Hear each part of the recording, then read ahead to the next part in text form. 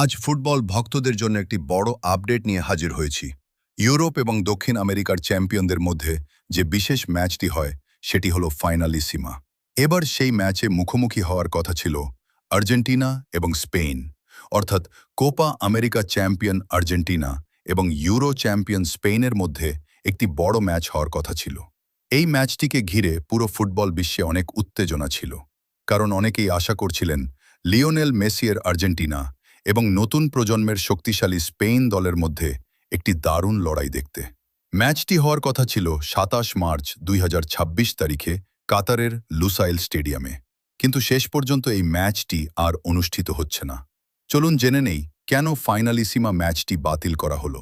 প্রথম কারণ হলো নিরাপত্তা পরিস্থিতি। মধ্যপ্রাচ্যের কিছু রাজনৈতিক উত্তেজনার কারণে কাতারে বড় স্পোর্টস ইভেন্ট আয়োজন নিয়ে কিছু অনিশ্চয়তা তৈরি হয়।